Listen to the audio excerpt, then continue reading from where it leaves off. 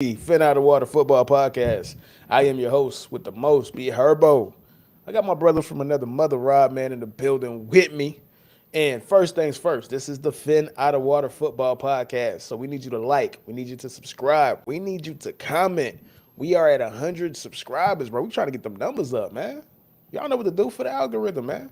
So, welcome to another episode of the Phin Outta Football Podcast, the football show for the football everyday fan, brought to you by the everyday fan, man. Getting it out of the mud, bro. Rod, how you doing Herbie. today? How you doing today, my good brother? Well, shit, I can't complain, my brother. You know what I'm saying? I got the weekend off to enjoy some playoff basketball. I know we're talking football here, but we're sports guys. So I I mean, was so that's just cool, bro. Let's. I'm pretty sure that football and basketball, especially in the community that we're from, it kind of overlaps, bro. So, just give us a little rundown of how you thought about this first day of the playoffs so far, bro. well, to be honest with you, I want to start with the playing because I see some people on the internet like complaining about the playing, like, oh, It is. It how is. co- how It come is. the ninth and 10th seed It get is. a chance? It is. But I'm gonna be honest with you, Herbie. I've enjoyed the playing games. Like, it's meaningful basketball. Like, the playing games are more meaningful than regular season games to me, bro, because it actually is, it's a win or go home game, or it's a game where you only give yourself one more chance to get into the playoffs. Like, at the end of the day, the seventh and eighth seeds traditionally never do shit. So at the very least, what you do is you take that middling part of the league and give them something to play for, and it actually produces quality basketball. Like, those games during this past week were some good games. You know what I mean? Like, Absolutely. Absolutely. And to your yeah, point about the people that's complaining about it, right? Like, in my opinion, there are two people that are complaining about it. Either a fan of a team that had to be in the play-in and they're mad that their season rests on winning a game, or winning two games, right. or people who are just fucking lame, bro. Like, that's just coming. Like, you are just lame and miserable. Like, It's if you think crazy. that Like, this come on, is man. anything but great, like, perfect example, right? Like, this is just how people are when it becomes to self, like when people want to be selfish about things, right? LeBron James, when he was the number one seed, the bubble, and I think that was the first time he did a play in or whatever, right? He liked it. He said, "I like it." Blah blah blah blah blah. When Right. he had to be in the play in, he said he didn't like the play in. Of course, he get listen, man. But that's the beauty of it, Herbie, because now the playing reminds me of the wild card game in baseball, where it's just like you get one shot, dog. Like, you get one opportunity, and if you blow that opportunity, it's basically a game seven. You get a game seven without a series, and Mm-hmm. and the teams, they play like it. They play tight. Look how bad Anthony Edwards played. Like, he had people thinking that he was paid to lose that game. They were like, "Yo, Unbelievable, bro. Clutch Sports done paid this nigga." Like, nah, bro, it's that pressure, dog. The Like, lemon booty, man. lemon booty, So man. it's Like, not going nowhere to, like, it's here to nope. stay. If you have an issue with the playing, bro, suck it up. Argue with your mammy, bro. Like, I'm just gonna keep it Debate your 100, mammy. bro. It's not going nowhere, bro. It's not going nowhere, bro. But go on, bro. Go on about the rest of the game so far. But yeah, I mean, playing games aside, the first day of the playoffs has been pretty okay. I look at this first day as kind of just like the first two games were contender games, right? You had the Philadelphia 76ers, James Harden going off. The dude hit like 7 threes in a playoff game, which is I think the most he's ever done in a playoff. So the Sixers, they washed the Nets. The Boston Celtics completely curb stomped the Hawks. But those were expected, right? Because these are two teams that we expect in the Sixers and the Celtics. If you're an NBA fan, you expect these teams to be in the second round, maybe conference finals. And then right now we have the Knicks and the Cavs, which has actually been a pretty nip and tuck game. The last score that I saw, it was pretty close. It was like, I think the Knicks were up by like 4 points. So what I'm really excited for is tonight's game, Herbie. My boy Steph Curry and them boys, the Warriors and Kings. You know what I Yeah, I got to mean? catch that. Like, I was out today, That's so the I didn't game. really get to catch any of the games. Like, I was like You didn't really keeping up miss with. too much. The first two Yeah, games were a wash, you know what I mean? Because it was just yeah. superior teams, I But know, I know, but I'm definitely gonna be tuning in for this one because I got to see the lemon booty and live in the action, baby. That Kings lemon booty gonna be something we haven't seen for 20 years, bro. Since they blew that series against the Lakers, dog. All right, but let's get into the show, man. So yeah, Okay, so little insider, if you are, thinking about doing a football podcast or any kind of like this stuff, and you're doing it on a small scale, you don't have the big resources like a PFF or ESPN to have producers and people to give you stats and find stories. It's very hard when you're doing it on the scale that me and Rod are doing it on the small scale. Because boy, oh boy, it is so bare in the cupboard right now for stuff to talk about Bear in the offseason. wasteland, We man. could only talk about QB rankings so much. We could only talk about draft needs so much. Goodness gracious, man. So Oh bear man. with us, no pun intended, while we try to provide content through this very tumultuous time. And I just butchered that word, but that's something that you're going to be accustomed to, or you already know how I get down if you watch the show long enough, man. But on this slate, what we do have for this topic of the topics that we do have for this show, man. We definitely gonna touch on OBJ going to the Ravens, Odell Beckham the third. Um, do a little bit of a Dolphins roundup, just see what kind of news is going on here and there, bro. This is a Dolphins podcast at the end of the day. First and foremost, I am going to talk about my draft targets for my Dallas Cowboys. If you're not familiar, I am a Cowboys fan on the Dolphins podcast, bro. Hey, make it make sense, right? It is what it is. And we're just gonna do a little, shoot the shit or whatnot throughout that, man. So first things first, bro. Let's go ahead and talk some OBJ to the Ravens, man. Odell Beckham Jr. is gone to the Ravens, Rod. So when you saw that news, how did you feel about it, bro? Well, the thing is about it is like I looked at it from like the macro sense of the whole situation, right? Because had the Ravens done what you know they were supposed to do, or do what they say they wanted to do, and they would have signed Lamar really years ago, then this would have been a foregone conclusion. It would have seemed like a decent move. Listen, OBJ isn't what he once was, but he is still a solid, good receiver that you can use, and he's probably better than just about almost every wide receiver Lamar's had, which is kind of sad to say in this state. But when I look at the situation and I look at the fact that the Ravens and Lamar have still yet to kind of come to any kind of agreement, and the Raven and listen, I'm gonna say this too. The Ravens actually played their cards. They played their cards right. Whether you believe it's collusion or whatever the case may be, they allowed Lamar to go out into the market and see who'd want to get him. And they've also made some moves. I mean, listen, Nelson Aguilar and OBJ aren't the best moves you can make, but but they've made moves. You know what I mean? So like they're doing everything they can to make it look Oh like shit, man, they're trying to make themselves look like the good guy. They want to look like the good guys in this situation, but ultimately, I think Lamar is gonna pretty much stay strong on his stance. And hey, listen, I ain't gonna tell somebody how much they should be worth. You know what I mean? facts. But Uh, that's how I see it. it's funny that I didn't mean to laugh, bro, but the shit is just so comical, dog, because it's obvious that the reason why they're so comfortable doing what they did with Lamar Jackson is because they knew they could, bro. The homies came together, bro. These old crusty white motherfuckers came together and said, bro, we never doing this again, bro. These Negroes get 230 million guaranteed again, bro. If we doing it, he has to be half white, bro, like Patrick Mahomes, bro. It's not happening. It ain't happening. It's not happening, bro. But nah, Oh like man. it's a lot easier, and it is a lot easier to do something like that when you know at the end of the day, like nobody's going to sign him from you. And Lamar's in a very weird spot because, and I don't think we actually touched on this. We touched on the fact that it doesn't make any sense. We touched on the collusion part, right, multiple times in the pod. But there's also a part where there's just this disconnect between Lamar Jackson, the football player, and how Lamar Jackson is viewed. And it really doesn't make any sense other than people have him in a box because he fits a stereotype. No matter what he's accomplished, no matter what he does, bro. This is a man who's thrown almost 40 touchdowns in a season, bro. And people don't think he's a pocket passer, which is crazy. Oh He man, like Ben Roethlisberger, who Lamar has a better unbelievable.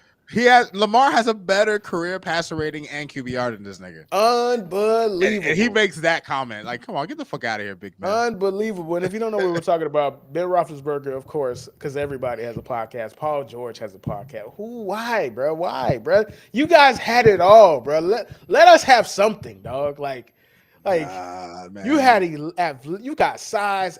You were an elite athletes, bro. You got fame and wealth, bro. You couldn't let you couldn't let us normal people have podcasts, bro. And neither here nor there. Not me being jealous or anything. I don't know if you hear the jealousy, bro. But Jesus Christ, bro. Ben Roethlisberger, and I'm paraphrasing. I don't even got time to look up the goddamn quote because we didn't even think we were going to talk about this. And essentially he said that you're not scared of Lamar Jackson. Basically, say you're not scared of Lamar Jackson to pick you apart. When that doesn't make any sense. Lamar Jackson was picking people apart with Hollywood Brown, bro. Like, who's the fourth best receiver on the Cardinals right now. So I just don't understand it. Like, there's film of Lamar Jackson being an elite passer. There's film of Lamar Jackson having elite anticipation, elite ball placement, putting balls in windows, dissecting defenses, throwing the ball over linebackers and in front of safeties. Like everything that you're supposed to do at the highest level as a quarterback, he has it on tape. Where's this idea that he can't do it? It's one thing for fans to do that because fans are stuck in their ways.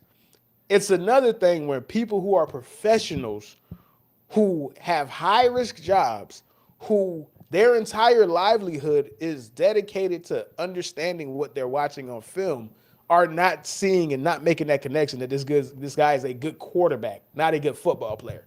I don't get it. I just don't get it, bro. So and the thing is, Herb, what's disappointing is like I'm all for a guy who is like a peer of someone to have a fair critique and maybe list one of his weaknesses. But when you word it in the sense of that nobody fears Lamar from the pocket, like that's just such a crappy way of just undermining how good of a player he is. You could say that nobody fears Lamar from the pocket, but that's a bold-faced lie because teams fear Lamar, period. Teams fear how dynamic of a player he is. Teams fear that he could gash you with his legs and he can hit you with a rocket pass down the seam. He can hit you with a deep bomb 50, 60 yards down the field. He's the complete package as a player. The problem is when people sit here and say, oh, you can attack Lamar from the pocket, how about we broaden our perspective? What quarterback are you afraid of who has no weapons? Like, are you going to be afraid of a quarterback that has no weapons? Teams weren't afraid of Tua Tagovailoa until they seen Tyreek and fucking Waddle. Then all of a sudden, our offense became terrifying. Yeah, Joe Burrow is a good quarterback, but having Jamar Chase, T. Higgins, and Tyler Boyd actually helps you out quite a bit, along with Mixon in the backfield. So at the end of the day, it's like Lamar has been able to take little to nothing and actually have an MVP campaign with it. And people want to sit there and attack him. What kind of offense have the Ravens designed? There's no wide receivers. It's not that wide receivers can't get off at Lamar. They're just nobody's going to Baltimore. No one wants to play there. And I can't tell you what those reasons are, but ultimately, bro, the fact that Lamar gets blamed for things that the team can't do, it's just an ongoing narrative, man. And it's just a shame that it keeps going. Honestly. Bro, this is speaking of that, bro. You know what? Because this was actually like last minute, but it gave us an opportunity. It's going to give us a great transition point because we were going to talk about Odell Beckham going to the Ravens anyway. But before that, man, I got a comment, man. Let's see here. Okay, I bet, Mr. Go for it. Mr. Go for it, man. Respect. Say less, bro. Respect, yo. You already know, dog. So yeah, hold on. Let me go ahead and I'm gonna get it pulled up right now. Give me one moment, dog. Because this is actually pretty fucking last minute. I ain't gonna hold you. This is actually hilarious, bro. So, Rod, while I'm pulling this up, who are the two receivers that came to the Ravens? His newest players, right? Who are the two number two? Who are those two receivers, Rod? His two receivers that came to this offseason? This offseason, yes. OBJ and Nelson Aguilar. So, boom. I got something for you, dog. I got something for you, bro. This is a ranking of Lamar Jackson's wide receivers. And actually, I'm gonna make it bigger, dog. I'm gonna make it bigger. Oh This is boy. a ranking of Lamar Jackson's wide receivers, bro. Let me make it bigger so, have more real estate on the cam, dog. This is a ranking of his wide receivers, bro.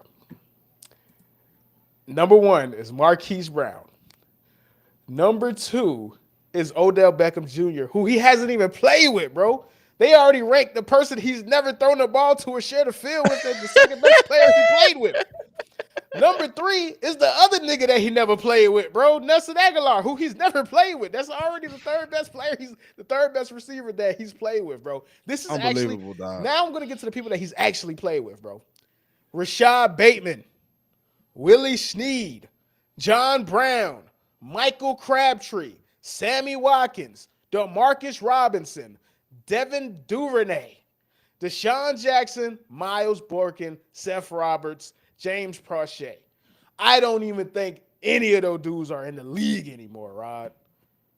Unbelievable, dog. Unfreaking believable. And people want to be mad. That dude won an MVP with receivers like that, dog. And y'all want to talk about he's not you can't fear him from the pocket? Rod, I can't even pronounce some of Come Seth on. Roberts sounds like a created player generated on Madden, bro. That's not a football player. There's no way that dude's actually real, bro. Bro, like, what are we doing, bro? Seth Like, Roberts spent, and I got this, the byline. Seth Roberts spent, hold on. Matter of fact, I'm going to put it back on the screen, bro, because I want to actually read some of these things, actually, bro. I have it right here, bro. Seth Roberts spent 1 season in Baltimore catching 21 passes for 270 yards. That's who this dude was throwing 40 touchdowns in a season to, bro. Now, compare that to somebody like Ben Roethlisberger, who had a negative thing to say as it was implied, or it could be taken that way, because I don't want to put any kind of malice in Ben Roethlisberger. I didn't actually watch the whole clip, so I don't got the context. So I'm going to be fair to him in that regard. But Rod, Ben Roethlisberger wasn't throwing to James Prochet, bro. Another freaking third year of your franchise mode that's just a generated character, bro. Like, this is a generated character, bro. Look at this dude. It's not a real person, bro. I don't give a fuck what nobody say. This dude's not real, bro. Get out of here, bro. It's not a real person. that was a CAW. This man has 8 catches on a year, bro. Not a real person, bro. Like, no. Nah, man. Like, and Big Ben has the nerve to talk. Like, bro, you were throwing to Antonio Brown, Martavis Bryant. Like, nigga, you had Antonio Holmes, Hines Ward, Le'Veon Bell, man. Le'Veon Bell, Mike Wallace, Emmanuel Sanders. Oh my goodness, man. Like, that is the caliber, bro. Deontay Johnson. Juju Smith-Schuster caught 112 passes with that dude, bro. Like, that's the caliber of players that you have the benefit of having because you're at a situation and a franchise that is historically great at drafting wide receivers, going all the way back to Lance Stallworth in the 70s, bro. Facts. So it's crazy to me that they're doing this, bro. And I got another comment, man. What's good, man? Dark Leo, bro. We hot here, man. Appreciate y'all for showing love. Keep the comments, man. We make sure that we put you guys and highlight the fans at all times, bro. So what's good with you, Dark Leo? Man. For sure. Thank y'all. So that's just the reality of the situation, dog. Like, it's every quarterback who's all-time great had great receivers, dog. Like, he's already proven that he's a great quarterback, not football player, great quarterback without the receivers. Facts. So what is there he's done more than imagine at this point, bro. Maybe not all time, but definitely within the past 5 years. Patrick Mahomes had Tyreek Hill. Josh Allen has Stephon Diggs. Joe Burrow has Jamar Chase. Mm-hmm. Drew Brees had Michael Thomas. Like Peyton Manning had Marvin Harrison and Reggie Wayne. Like, what are we talking about? Tom Brady even had Randy Moss. Like, y'all are giving him a 70% version of Odell Beckham. And because his name is so big, you're gonna get by with it, dog. And that was the whole plan from the jump, bro. Let's get somebody that is actually still might not be that good, but his name holds major weight.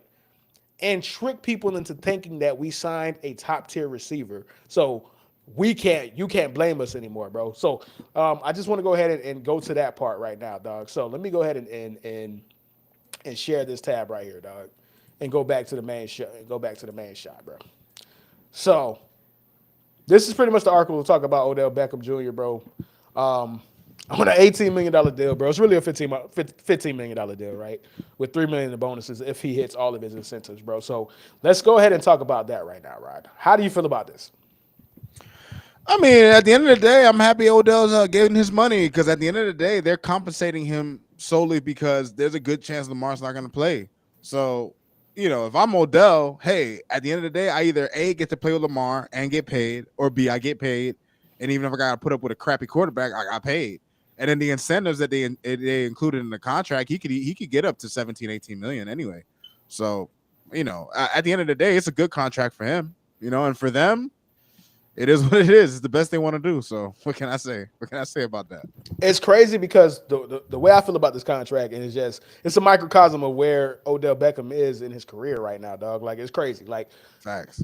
This is one of the all-time great.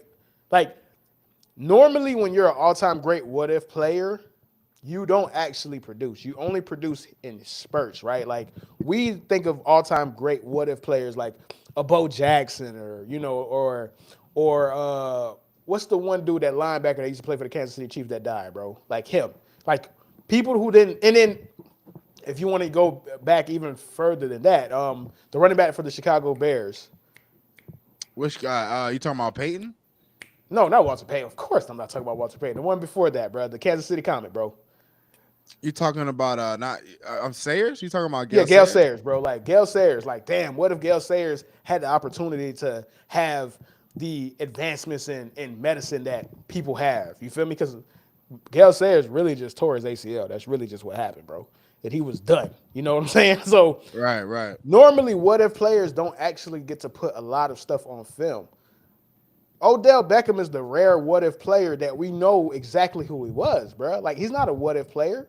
Like, this is an all pro, multiple time all pro that is washed right now, bro, or at least is viewed as washed, because this contract is a contract that seems like somebody who just said, fuck it, bro. I guess I'll go to Baltimore now. Like, that's really what this is, bro. Like, that's what it came down to, man. Hey, they going to pay me something. Fuck it. Let me get that check. That's where he's at, dog. That's where he's at, bro. That, to me, that's crazy. To me, that's crazy. Considering where he was just a few years ago. Absolutely, dog. So, in my opinion, it's just crazy because I don't see Odell Beckham as a difference maker anymore. And I'm here to be proven wrong. And listen, you know me, bro. I'm egotistical when it comes to my football takes, bro. I want to be proven wrong when it comes to this, bro. I want Odell Beckham to be awesome, dog. Like, because he's too cool and he has become such a humble dude who gets unfairly criticized for just walking outside of his door, bro. Like, he's treated like a pariah, dog. Like, nah, that's true. Unfortunately. Like, yes, he kicked the fucking fake field goal, bro. I get it, guys. Like, he lost his mind on a goddamn football field against somebody he didn't like at the time, dog. That was so long ago, bro. Like, we forget that these people are young men that we expect to act like 25-year veterans, bro. They're young men, 20, 21, 22, dealing with fame, fortune, expectation, pressure. And to see him grow into the man that he is, the father that he is, the not even giving any type of problem. Like, he went to LA as a number 2, and he acted like it, bro. He didn't make a deal. Like, can you name me one thing about Odell Beckham that he did that seemed like he was being a diva when he was in LA? No. So I am not gonna be like the people who are gonna root for him to lose, bro. Like he's a number 2 receiver at this point, bro. Like, what are you rooting against at this point, dog? So I want him to be good. Ultimately, is what I'm trying to get at. I just don't know if he still got it, Rod. I don't know, bro. What about you? What do you think? I'll put it like this. Even if, like, I know we all know that he isn't what he once was, but if Lamar were to be the one under center, he would look good. I think him paired with Lamar would make him look good. Like, I think he would look good with Lamar. It would just have to be a matter of Lamar and the Ravens working out whatever they need to work out. In terms of him being a quality receiver. I think he will be elevated due to whoever is under center. And and he's making his 15 million, dog. I can't be mad at that, dog. Hey, Like get that money, man. Get that money, he's bro. in a So good spot. Honestly, he's in a good position no matter what.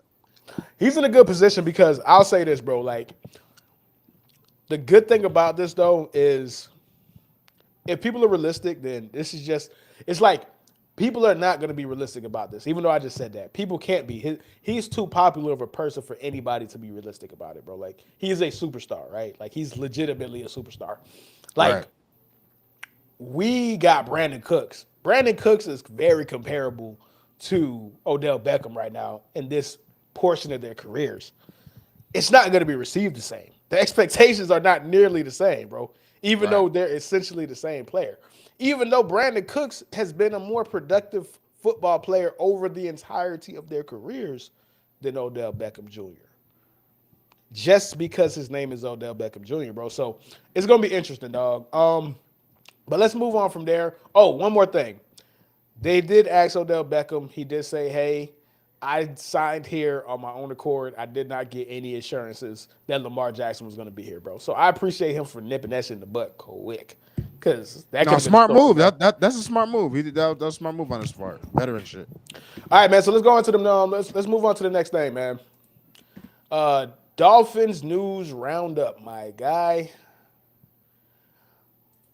Okay. So Rob, man, What's up, player? you gotta help me out, bro. Like this shit is bare, dog. Like Well, man, listen, man.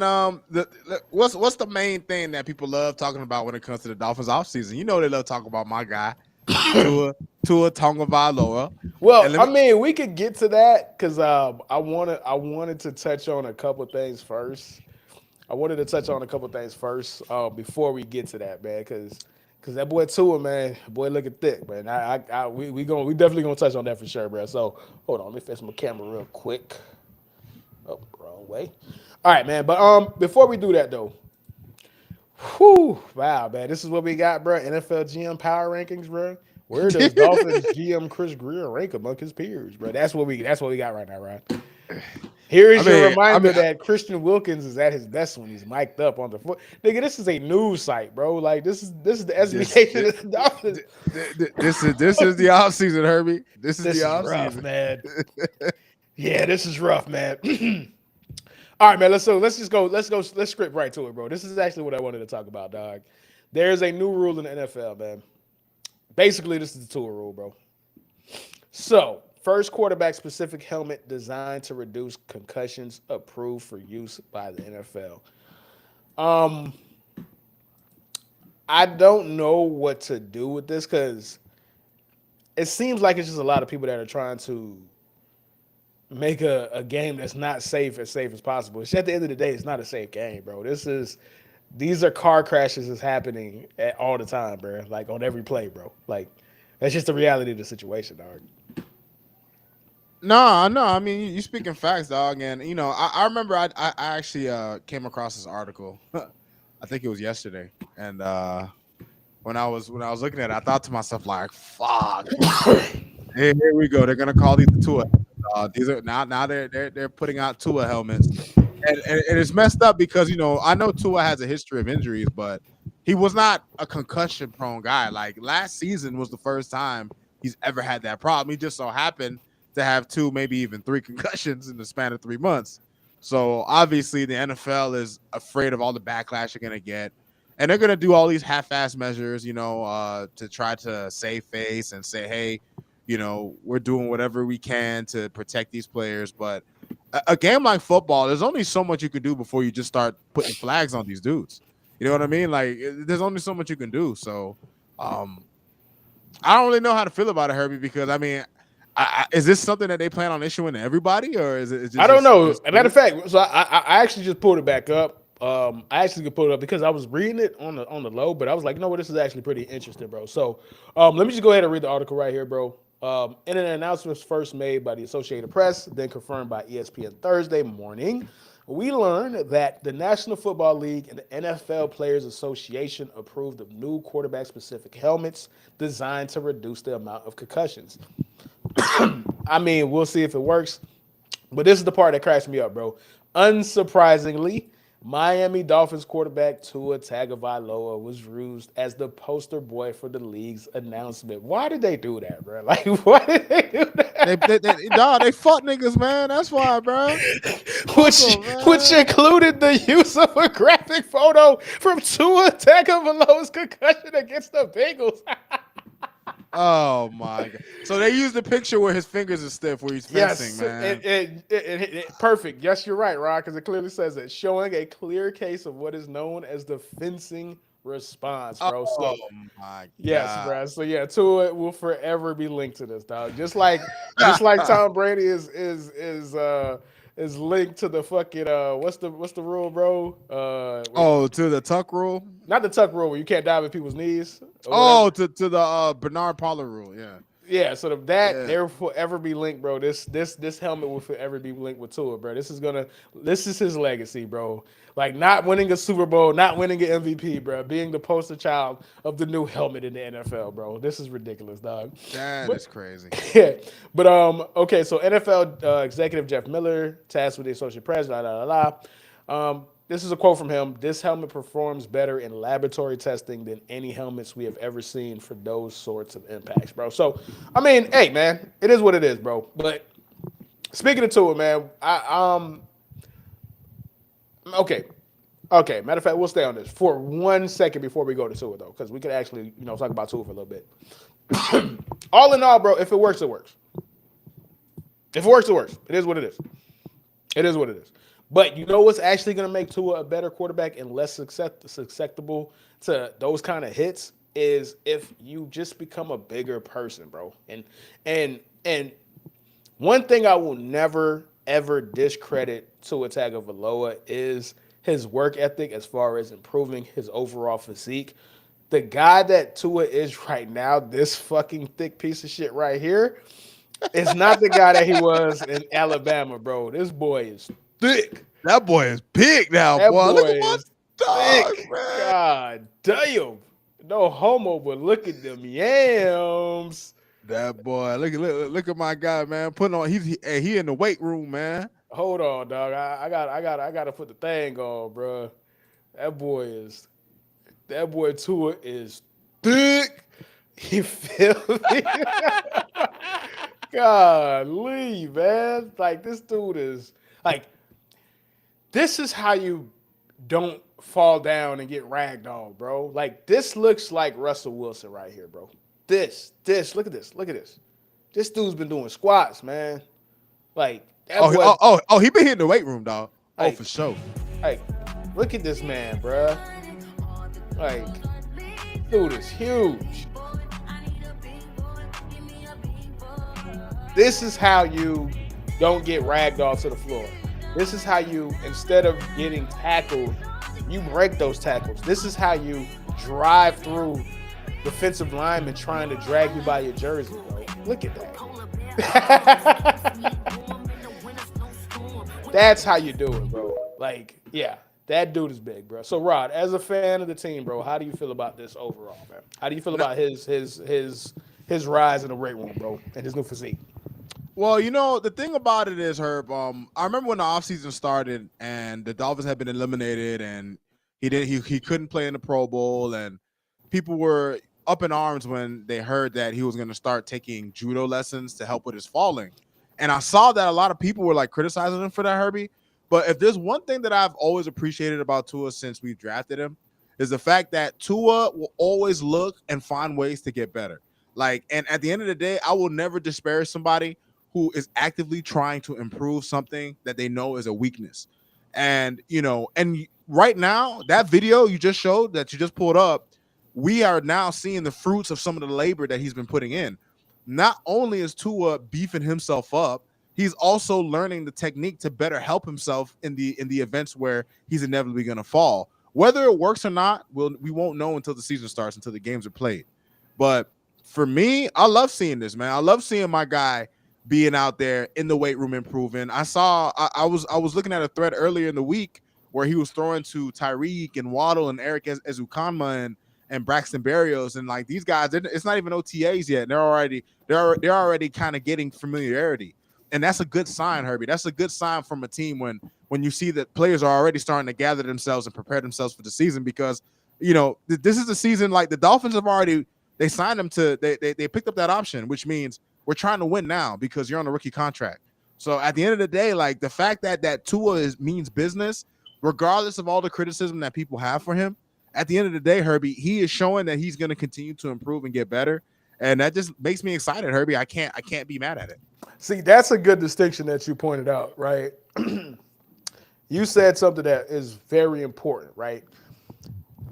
You separated your appreciation for the work that he's putting and him trying different things to ultimately become a better football player overall, right? Not just not taking hits and this, that, and the third, just becoming a better football player overall.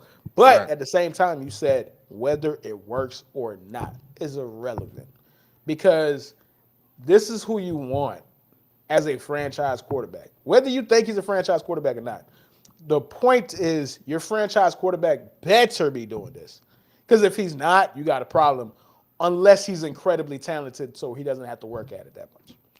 And in this NFL, you can't get away with that no more, bro. Like, they're too talented, bro. It's There's too, too too much much information. talent. Yeah. There's too much information. The margins are way too small, right? So you better work. And the only thing that I am interested in seeing, because it is to the second point that you made within that overall larger point of whether it works or not. I'm kind of interested to see if it works or not, because if it doesn't, then we got a problem, bro. Like, that's just the reality of the situation. It's just facts. It's facts. Because I think what has gotten lost in all of this, and I think this has affected him too. I think he is trying to do actually, I'm not gonna say the wrong things, right? Overall, it's a bunch of Legos that's supposed to that's building blocks to something greater, right? But I think the narrative, it got lost. Or actually, I take that back. The narrative has confused everybody and contorted the actual issue. Tua's issue is not his size really per se. Like, we don't see Kyler Murray get hit like Tua does. We don't see Baker Mayfield get hit like Tua does, right? And then roughly the same size. Tua's problem is that he don't know when to give up, bro. Like, that's his problem, bro. Like, he thinks he's a much better athlete than he is, bro. That is the problem. That is where Tua gets fucked up. That is where it goes crashing down unbelievably bad for Tua. Because a lot of the plays where he gets concussed is a secondary reaction play where he's trying to make something out of nothing. You not Mike Vick. I don't care how much 04 Madden you play, bro. You not him. They only make one of them dudes, bro. Only one, dog. Only one. They only make one of those dudes every 10 to 15 years, bro. They did it with Anthony Richardson, who's the new part of that conveyor belt. They did it with Lamar Jackson. They did it with Cam Newton, bro. They did not do it with Tua Tagovailoa, bro. You're not one of them dudes. And I think because everybody's saying he's too small, he's too frail, that's the reason. No, the bigger issue is, bro, when it's dead, it's dead. Give up. Kyler Murray, he gets out of the pocket, he runs out of bounds.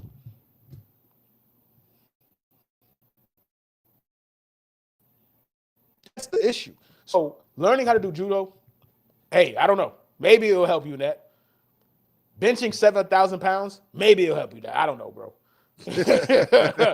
maybe. I don't know. It can't hurt. It cannot hurt. But the bigger issue, which everybody has contorted and confused and conflated and actually affected him, because all this work that he's doing, all these athletes say, oh, I don't listen to them. No, bro, you got bunny ears, bro. You got some of the biggest bunny ears I've ever seen, bro. Like, and you're using it as a positive, in a positive way. So I'm not here to take that away from you. Most people do it and make up imaginary beefs in their head, bro. You're using it as constructive criticism, but you're listening to the wrong criticism, dog. Baseball slides, bro. You seen what happened with RG3, bro. They did the same shit with him, bro. You either can do it or you can't, dog. Yeah. Like, that was the same thing with RG3. RG3 is going to baseball side camp. RG3 has consulted with Russell Wilson, bro, to learn how to do the baseball slides, bro. RG3 the following year, bro, running face first into a tackle, bro. Like, It's hard to fight those instincts, it's man. It's hard to hard to fight those fight those instincts. instincts, you know. So again, I'm interested to see. That's all I'm saying, bro. And hey, we got plenty of time. It's gonna be great. And the as much of a positive it is that these players have more time and they don't have to be as labor intensive in training camp. If training camp was as physical as it used to be, had 2 days, like you used to, he would have had the time to learn and develop then versus really actually doing it on the fly in a football game when it matters, bro. So that it is for this though. So we'll just leave all that point, man. Let's see here, dog. Yeah, I was gonna talk about with Adam Schefter, like recent things, bro, but whatever, bro. Let's go on to my thing, right? Which is The Cowboys. actually no. We're gonna lead into that, right? Because there was something that I was interested in, and it's about the Ringer. The Ringer had like a list of every team's draft needs, bro. I just like the Ringer, bro, because they're really cool. Like they're really like new age when it comes to their graphics and stuff like that, bro. So I'm already a fan, but I thought it'd be a cool way to transition and talk about my team's need, bro. So let me go ahead and get that pulled up right now. And you know what, Herbie? Before we talk about the Cowboys, one thing to your point about Tua hearing the noise, I thought it was funny how people always talked about him being a 5-yard passing quarterback, and he just decided to lead the league in yards per attempt. He did, like, if there's anybody who hears that noise, it's Tua, Herbie. He hears that noise, dog. Oh, I only throw 5 yards down the field. You know who Tua reminds me of? He's like DJ Request, dog. Like that's who he is, bro. He's like, oh, y'all niggas think I can't fall right? All right. But I like the attitude, man. Let's go. It's a great attitude to have, bro. It's a great attitude to have. I'm not here to be Debbie Downer, even though it comes off like that way every podcast. But the reality is, I've heard that, like, it's hilarious how like exact the conversation was when it comes to RG3 going to baseball camps, learning how to do baseball. So the first game, Rod, this nigga tripped and fell, bro, and flapped face mask in the ground, bro. Like. You couldn't make it up, bro. You couldn't fight it, bro. Man. Dirt all in his face mask. He got to pull grass out, bro. Trying to do a baseball slide, bro. Like this shit was a comedy, an SNL skit, bro. Like, oh man. All right, man. So I got this from this article from the Ringer, bro. It is every team's scouting or every team's draft needs, bro. I want to talk about I'm not gonna talk about all the teams. Like we could probably do this again, but like actually dedicate the whole pod, probably next week's pod to this, and we'll really get into it. So we'll reference this for now. So we'll just go straight to our teams, man. Actually, you're not even gonna be on here, bro, because I think this is just the first round, bro. Like, so we'll just go with my team, bro. Yeah, you grits, oh, right? yeah. You grits. Yeah, you grits, man. So they got my team, bro. This is my team, bro. You know me, I'm a Dolphins fan, bro. We got a 26 pick, bro. And this is our team needs, man. Tight end, running back, defensive tackle. This is who Danny Kelly suggests, bro. Dalton Kennard, Zach Charbonnet, and Siaki Ikai, bro. Listen, Danny Cannell. I'm saying Danny Cannell, bro. Danny Kelly, bro. Hey, I appreciate you, man. I listened to you on the podcast. I listened to the Ringer NFL show, bro. I have no problem plugging you guys, bro. You guys provide me great entertainment, bro. I don't want none of these niggas, bro. No disrespect, bro. Get the fuck out of here, dog. I have my own list of people that Herb wants. Herb got his own list, right? But stop the list, man. My list is different. My list is them dudes, bro. And I wanted it to be 5 players. Because I'm like, let me do the standard 5. And I'm like, bro, there ain't 5 people I wanted this draft, bro. Like, let's be honest. This draft ain't really all that. So it went down to 2. And then I'm like, it went down to 3. And I'm like, bro, maybe Quentin Johnson. Like, he was outside looking in, OLI. But I was like, bro, it's 2 people that I want, dog. And I'm being extremely greedy. The closer I get to the draft, I realize that it is a foregone conclusion that we ain't drafting either one, bro, because my team hates me and they don't want to see me happy, bro. But if I was the GM, these 2 dudes are the people that I would do it. So coming in at number 2, it's a young man by the name of, Zay Flowers, man. Broward County. Oh, my man is from the crib. I'm excited for the homie, man. I'm excited for. This is the dude that I want, Rod. Forget all of that, man. Man, check my man out, Rod. Like, Oh, I'm with it, man. Let's go. Let's go. like, I just, it's funny because I didn't go into this wanting either one of these dudes, bruh. Like, I wasn't thinking about Zay Flowers, dog. But the more I watched him, I watched Chris Sims talk about him, which is cool. Like, Chris Sims is hit or miss, but he's really good when it comes to wide receivers, right? I'm like, all right, cool. But then I watched Steve Smith talk about him, and I was like, all right, yeah, Rod, look at that. Ooh. Ooh. The reason why I want him, Rod, is because there's two type of football players, bro. Actually, there's three type of football players, bro. There's good football players, talented football players, and dogs. This man is a dog, Rod. He is Dog. a dog. And we need a dog on our team, man. Like, this is who I want, bro. Like, look at this. This dude ain't big. And he's running through tackle, not afraid to catch in the middle. Like, going through dudes, bro. Like, three people, dog. Nah, bro. He's not going to be denied, bro. So, I'm excited. Yeah, that's him, bro. That's him, dog. I mean, he looked like he got big Michael Irvin energy, dog. Like, he really does, dog. I mean, to me, and it's going to be crazy, like, obviously we want to make like, listen, bro. Sometimes the on-the-nose comparison is the only one that you could really make. Like, let's keep it a bean, bro. Like he has the potential to be Steve Smith, bro. Like they're the same height. They got the same type of tenacity, dog. Like, this is who I want, bro. Give me who I want, man. Like, give me Steve, give me this dude, bro. Hey, hold on. I'm trying to get some goddamn. How do I get the sound, man? Give me the sound. I want the sound, man. Give me the sound, bro. Oh, there it is.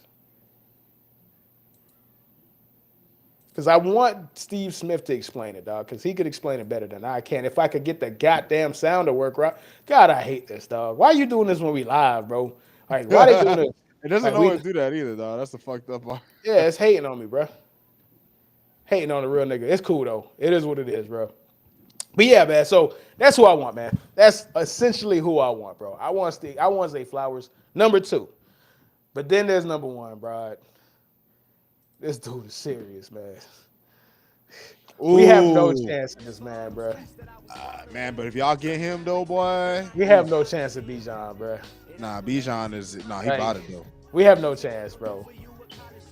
Like, we got no chance at Bijan. I was looking at his highlights before the Dolphins were re-signing. We basically re-signed the whole running back room. but Bijan, that boy nice. I went into this like, bro, I hope we don't draft somebody, dog. That's a running back, bro. But then the more I watch Bijan, like, I am a part of the camp of don't draft a running back in the first round, bro. It's not gonna go well for you, bro.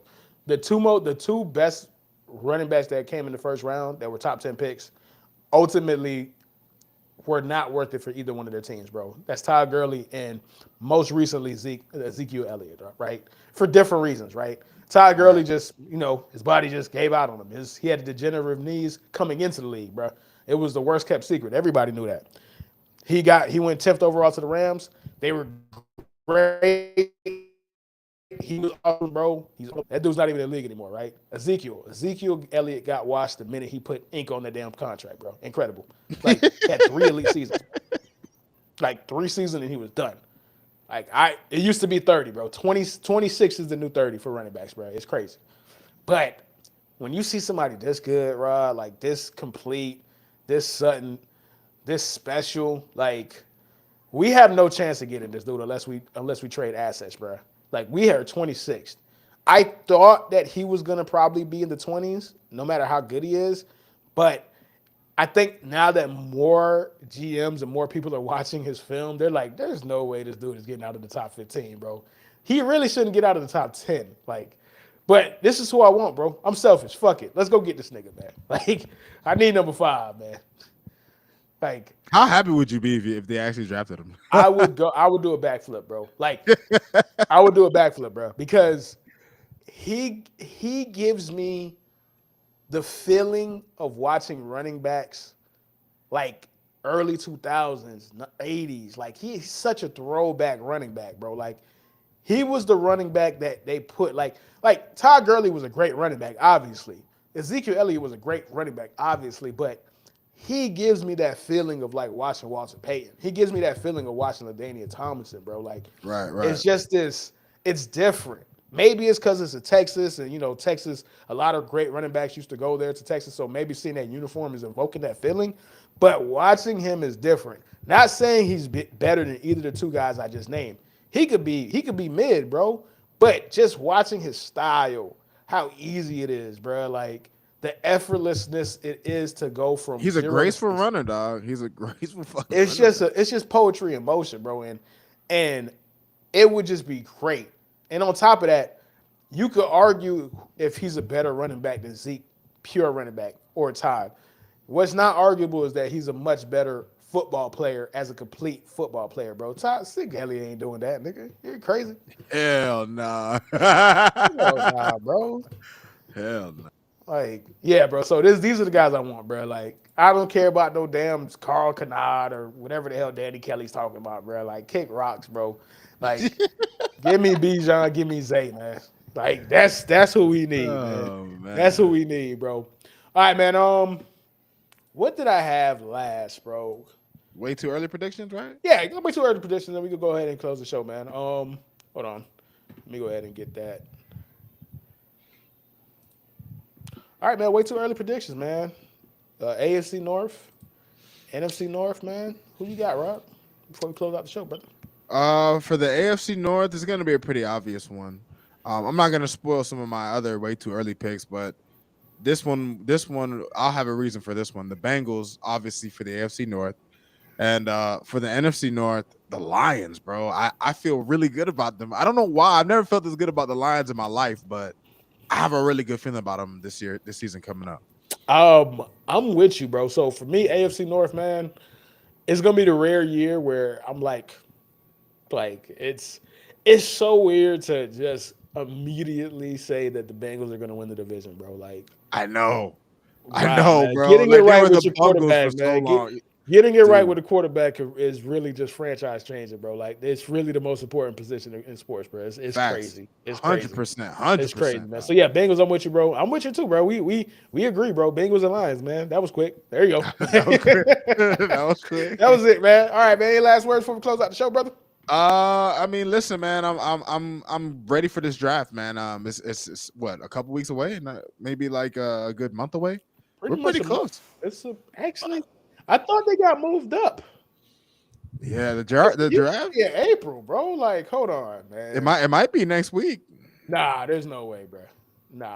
It has to be May, bro. Like, there's no way, bro. There's no way, bro. I'm not ready for the draft, bro. Oh my, yeah. It is in 2 weeks, bro. April 27th. Oh, it's in 2 weeks. April 27th, yeah. Oh, okay.